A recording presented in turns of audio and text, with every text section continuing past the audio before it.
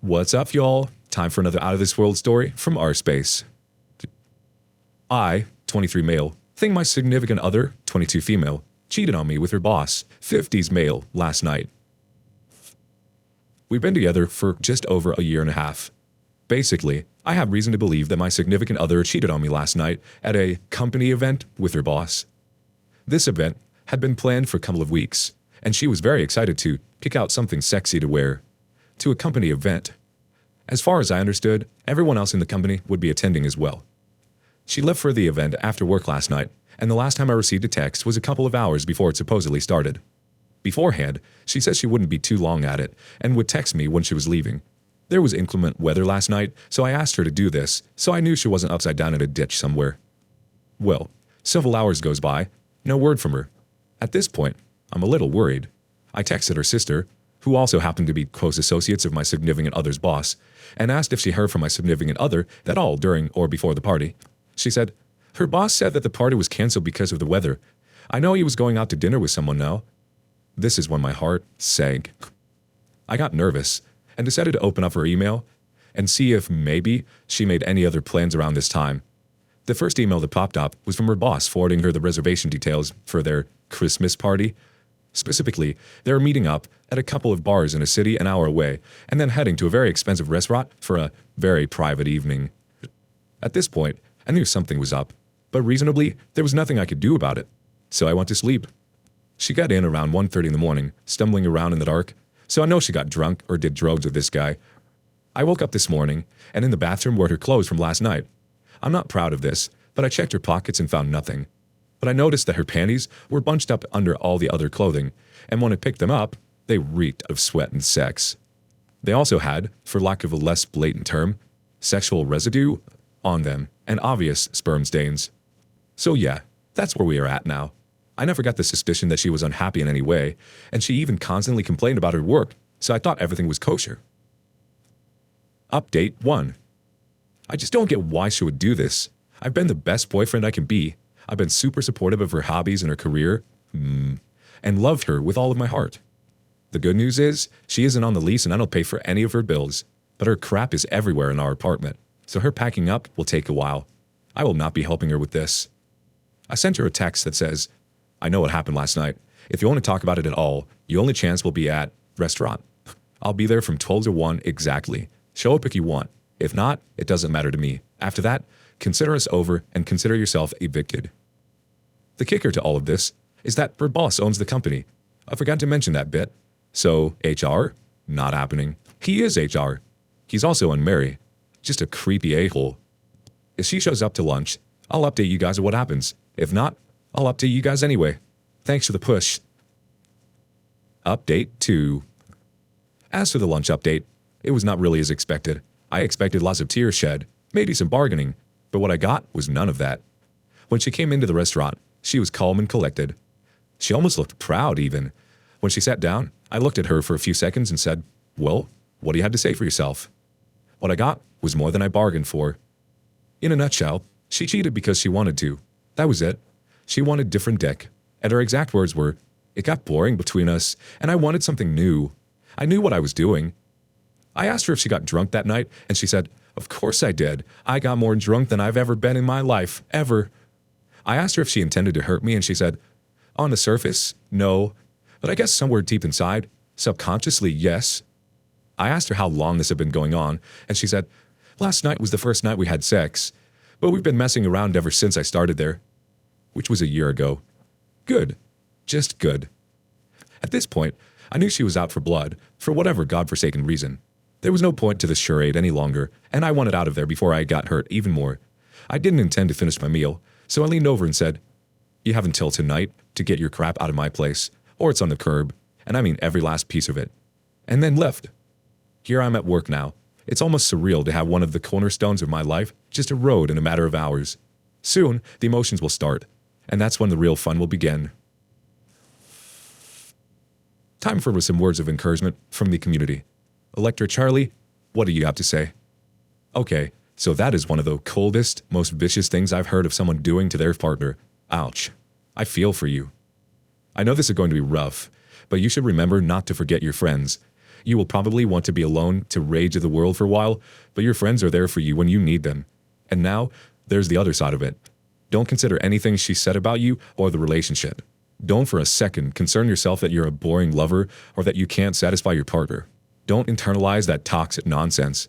That was just an excuse to justify her own sociopathic behavior. Let those comments decompose like the BS they are. Don't let this shake your trust in people either. There are some right crap heads in the world, a lot of confused, clumsy people, and a lot of really, really great people. And nearly all of these people span each category at some point. Sometimes we wind up trusting people who hurt us, but that's not a guarantee. I hope you know you can never go back. This is an end and a beginning. You can't change the end. You can only work on the part that's a beginning. One more comment from Chilling Music. Agreed. And honestly, I think she presented her actions in such a cold way just to hurt you. I doubt the reason behind her cheating was just because she needed some new dick, but a far more complex answer. But the only way she can save some face in her own eyes was to tell you that it was all deliberate and that you just weren't good enough. On the inside, though, I doubt she feels good about her actions, and I'm sure she's terribly hurt about the situation. So I would take all of that cold-hearted attitude of hers with a giant grain of salt. In fact, there was a post on here just the other day about a guy's girlfriend cheating on him on a cruise, and when he confronted her, she had pretty much the same reaction as your ex-girlfriend did. She was cold and said it was on purpose, and that she did it just because she was attracted to the other guy. This seems to be a pattern amongst people who have been caught cheating, especially when they have time to think about how they're going to act when confronted. They can't come in sobbing because they know it's already over, so they do what they can to hurt the other person even more and justify their actions, when really, they're just super crappy people.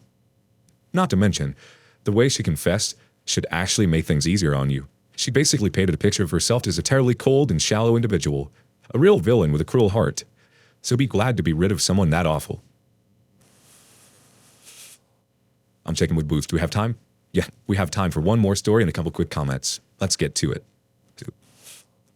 Me, 23 male, caught my girlfriend, 20 female, of almost 2 years cheating on me with her university junior. I also got humiliated by him and am in a very dark place right now. I have spent God knows how long just sitting here, smoking cigarettes and staring into space. Earlier this morning, I decided to go see how my girlfriend was doing after not seeing her for 3 days or so due to work. She had given me a spare set of keys to her place, and when I opened up the door, I saw her sitting on the couch with one of her university juniors. He's about 19 and had his head on her lap. I recognize him because we all attend the same university, and I have seen him around a couple of times. Obviously, they were both initially shocked, but instead of going through the whole, "Please, I can explain" motion, which I was hoping for, so that I could get to the root of this, the guy walked right up to me, pointed at my face, and said something along the lines of me being a midget and how pathetic I was. I'm 5'4", and this already kills me inside every day. I felt so angry, but at the same time, I just could not do anything. He is this really good-looking 6-foot-something guy, and at that moment, I really did feel so pathetic. What made things worse was that my girlfriend just stood there and did nothing. What I did next, I will never forgive myself for. I just felt so pathetic and partially intimidated. I ran out of the house like the useless human being that I am. I could not even fight for the girl that I love and lost her to my university junior. She's been trying to call me, but I am not picking up. I do not even know why I ran. I wish I had at least shoved him or something. I wish she thinks I'm dead. I can't even tell my friends about this. I'm just too ashamed. Maybe being blessed with good genes is the only thing that matters in this world because it obviously eradicates almost 2 years of love and bonding. I mean, I had absolutely no clue she was cheating. There were no red flags, and now I'm just sitting here, feeling like an utter loser. I can't even cry. Help me, Reddit. I told you the story was quick. Now for the comments. From a deleted account, you said, "I could not even fight for the girl that I love and lost her to my university junior.